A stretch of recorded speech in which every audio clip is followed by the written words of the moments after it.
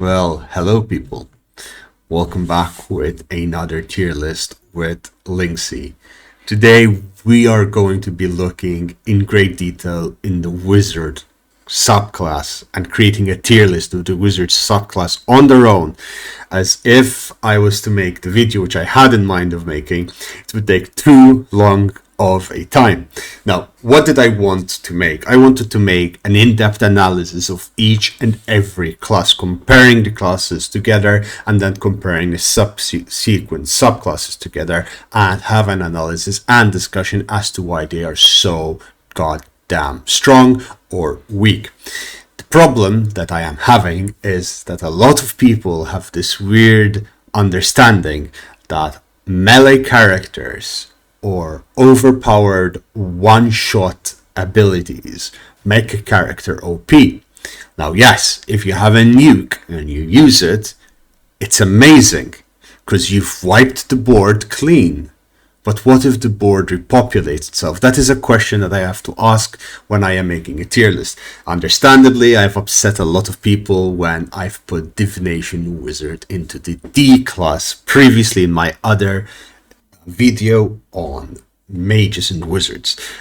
Understandably, people got upset, especially since divination is one of the min-maxer routes to enjoying the game, as it does have a strong ability, and I will never ever disagree on that. But we'll get to divination wizards later on. Let us set the scene. What creates an S, A, B, C, or D character? Superclass character is a character that can survive battle after battle, that can keep fighting, does not need that many rests, does not need to make that many moves, and will survive throughout.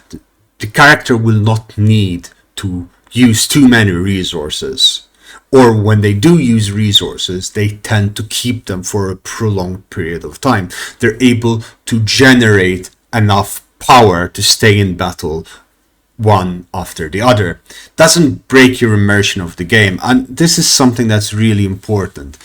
It needs to be noted. If you want to play the game any way you want, even D tier classes, by my definition of what is D tier, can be fun, can be enjoyable. You can go and do a long rest every 5 minutes and I have no problem with that. But my S tier is a class that can sustain prolonged periods of battle, that can do multiple things, can deal damage, take damage, absorb, buff. All of those things are important for an S tier. An A tier is something that excels specifically in one thing and does really well in the other things. An A tier can do a lot of damage and can take a decent amount or can support its allies, but it's weak in something, it has something that is missing. An A tier cannot do everything perfectly and will need a little bit more care in how you play with them. You cannot just haphazardly go into battle and not have a worry. B tier are classes that are okay, they're fantastic, they're brilliant, they will do well in almost any situation and they will generally allow you to power through the game. C tier are classes that excel only in one thing and generally tend to suffer in a lot of others because of how they excel in that one specific scenario. D tier are classes that are very weak in the long term, meaning that even though they have some really powerful abilities, they're glass cannons. They don't have a way to sustain damage. They don't have a way to make sure that they get to the next place. They need to retreat, regroup, and come back, which is okay if that's how you want to play. It's understandable. That's the beauty of D&D. It's have fun. That's the beauty of Baldur's Gate. It brings that fun to many people who previously were not exposed to it, and that's okay. And I don't want to act or be called a gatekeeper, don't want to be called a number of things. So with that said, let's deep dive, really sink our teeth into what makes the different subclasses, the wizard schools, so cool and unique. And let's give them a tier, because wizards in general are really bloody good, but some of them are so much better than others. Let's start with illusion. Illusion is a really cool subclass. It's a completely subclass focused on disguises, distractions, and debuffs. It's best for sneaky mages and for smaller party playthroughs. Outside of being able to turn itself invisible, you can also alter the world around you as you see fit. In Baldur's Gate, at level 2 you get improved minor illusion. As a bonus action you can cast this ability even though you're silenced. At level 6 you gain invisibility and the ability to see through magical cloaks and disguises of others. And at level 10 you get illusionary self. It creates phantom images for enemies to attack. Now illusion gets a high C, low B. It's a low B because it's still a wizard and it still gets all the wizard's cool stuff.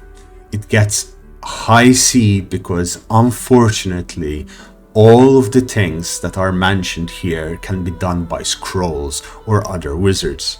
Yes, it can do them at a better rate. Casting as bonus action when silenced for improved minor illusion is amazing, but it's not really gonna cut it. You're rarely out of combat in a situation that you are silenced and want to use improved minor illusion, and when you're in combat, if you're gonna use your action economy to cast improved minor illusion, you are doing a disservice. Honestly, it's more of a C than a B. Let's come back to it later on, but I genuinely don't think this class offers that much more. It can create some incredible roleplay characters and roleplay scenarios. It can be really freaking cool, and I am sure there's some broken things you can do with the AI of the NPCs that can make their mind go all fucky wucky, but illusion doesn't really cut it. Next in line is transmutation. The school of transmutation allows you to transform things into useful items, buff your allies against enemies. This is a very interesting school as it allows you to basically mass produce potions and gears without having to buy them from vendors. It allows you to create your own items at a faster pace and also does decent buffs in battle. It is going to be ranked very low as it does one thing incredibly well, but it lacks in so many other things. For example, you get experimental alchemy at level 2. Here you create 2 potions instead of 1 when crafting. Amazing, you can mass produce haste potions, health potions, acid regeneration, everything. It's really cool. Level 6 you get a transmuter stone, provides a small rock to an ally that gives them incredible buffs. And at level 10 you get blue jay transmutations, where you can transform an enemy into a blue jay for 5 turns or until their health runs out. This in itself is polymorph, just you get an extra cost of it. And for that, transmutation gets a C. Transmutation, I previously rated it higher, is actually weaker than I thought it would be, because it is almost entirely focused on the experimental alchemy and transmuter, so all of its power points are put in there. Think of classes and subclasses having a number of power points, like your ability points. When you distribute your ability points, there are a certain amount of them. If you put all your ability points in charisma, you're going to be incredible at talking. But if you're a wizard, you want your intelligence to be your highest stat, not charisma, not strength. And this is what it feels like with transmutation. All of its class power is focused on the really strong alchemy abilities, the experimental alchemy and the transmuter stone. But then it tapers off at level 10 with the blue jay transmutation, and it ends up relatively weak. There's not much more to say with regards to transmutation. Now, necromancy is something that I have ranked at S tier, and some people have argued this is not the case. I would like to tell them otherwise. Firstly, let's look at what necromancy does. It's a class focused on death and dying. It's one that allows you to summon a large number of undead minions, having resistance for those in the afterlife, and doing a tremendous amount of debuffs to your enemy with necromancy spells. What's really cool as well is you get a bunch of healing or temporary life, such as false life cantrip, that allows you to boost yourself and stop yourself from dying. Level 2 you gain Grim Harvest, level 6 Animate Dead, and level 10 Undead. Grim Harvest gives you the ability to heal yourself whenever you kill enemies, and as a wizard you're often ending the life of enemies quite effectively. This is twice the spell level that you use, 3 times the spell level if it's a necromancy spell. Animate Dead brings forth undead minions using the corpses to fight. It has a downside, you need corpses, but lucky you, you're surrounded by them and you can pick them up and collect them in your bag. You can keep them in your travel chest and use them whenever you need, as long as you need them. And finally, Undead. You gain resistance to necrotic damage and undead related damage. Lucky you, this is really bloody useful in a campaign where pretty much you're meeting death every other corner. There are a lot of necromancers running around, so this is going to be quite really useful. Necromancy gets S tier because at lower tiers it can deal tremendous amount of damage and heal itself. It has sustain. Just at level 3 it can start summoning minions, adding padding, giving you a front line when you don't have anything else, giving you a chance to use your magic to gun down, reap your enemy's souls, and heal yourself if you got damaged. Then, at higher levels, you all of a sudden have a gigantic army running around with you. Up to 8 or 9 summons, elemental summons, undead summons, all of them will be running around with you. And if you use the book that you will find, without saying too many spoilers, although a lot of people know about it now, there's a book which you can find in the game and it will give you incredible undead powers. This makes necromancy so much stronger. And you get to buff these creatures if you are using necromantic spells and if you have the necromancy subclass. This is why necromancy is S tier in Baldur's Gate. The next class is divination. Divination is a point of contention that has been on my last tier list video. People insist that this class is absolutely crazily strong. And I do agree that it does one thing incredibly well. Portent dice affect 2 attack rolls or saving throws, each long rest at level 2. At level 6 you get expert divination. Portent dice now reset every short rest with a prophecy that you have to fulfill. So you have to go out of your way to fulfill a prophecy. And at level 10 you gain Dark Sight and Third Eye. You gain the ability to see in darkness and the ability to see creatures that are invisible. Absolutely useless. Because almost every possible way, you have so many ways of gaining Dark Sight in this game. Doesn't really impact the game that much. And Third Eye, without spoiling too much of the game, there is a very easy way of getting, at no cost to you, a really powerful piece of equipment that does this for you. For like almost every party has it. So divination wizards have something that's already just useless in the game. Now let's look at Portent Dice and Expert Divination.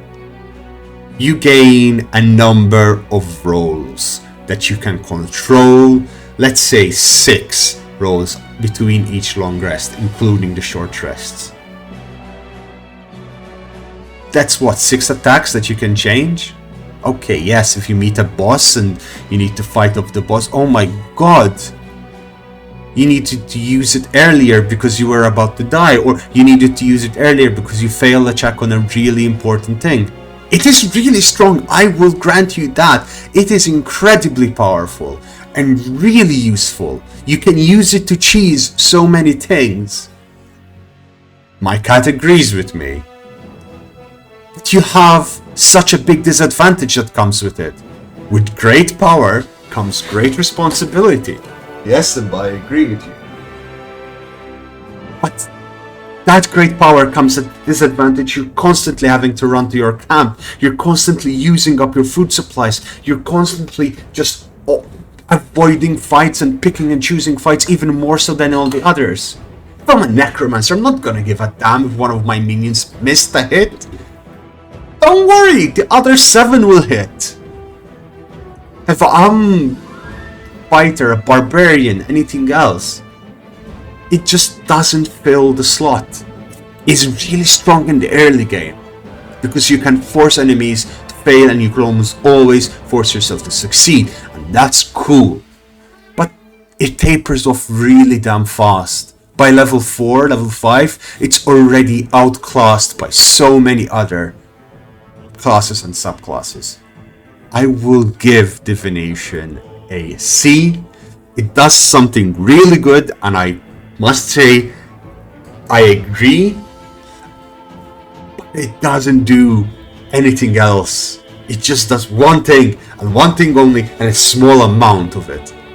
It is not a good subclass. No matter what people say, no matter all of these people, oh my god, this is really cool, I can cut off my leg and regrow it at the cost of my other leg or my arm or no.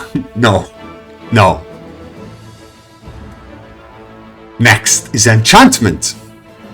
Enchantment is interesting. It allows wizards to empower their spells, increase their damage a little bit, and most importantly, do a lot of buffs. It's in the name, enchanting the buffs. It's a cool subclass. It focuses a lot on debuffs and controlling the environment.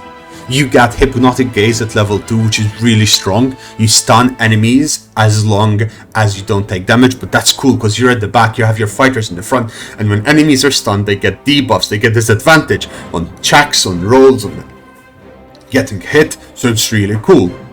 At level 6, you gain Intrinsic Charm. You force an enemy to attack a different target. Again, you're controlling the battlefield, you're controlling the action economy. This is really good.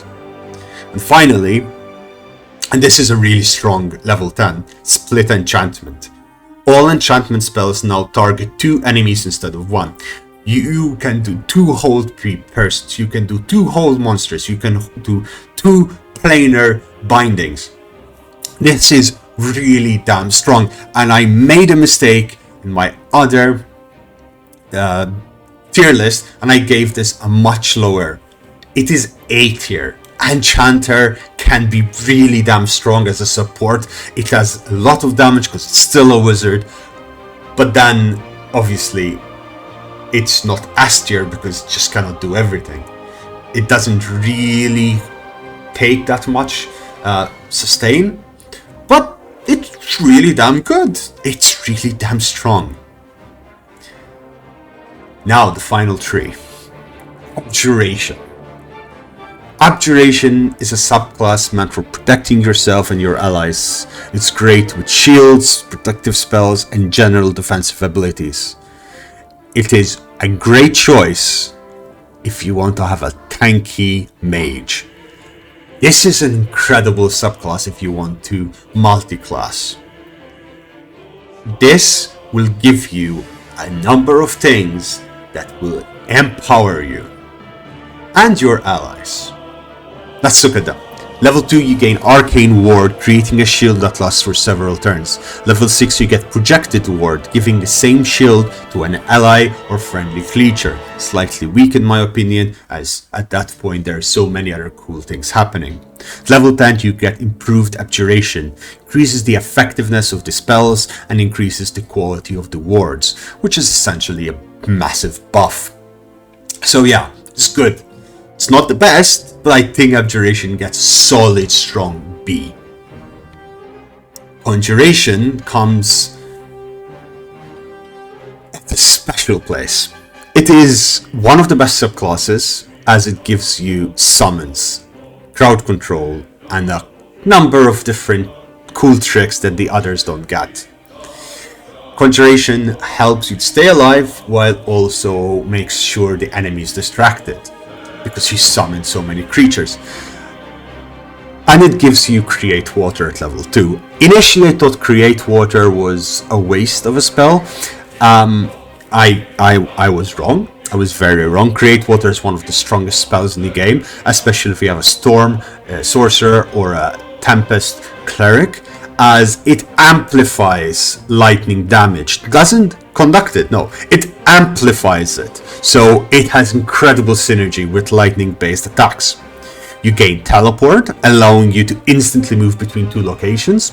Fantastic. It allows you to hit and run. Survivability, that's at level 6. And at level 10 you get Focused Conjuration. It ensures the casting of conjuration spells cannot be affected by enemies.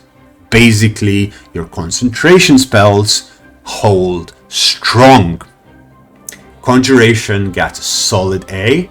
It is able to summon an army. It is able to control the enemy. And it is able to tell them, yoo-hoo, I'm out of here.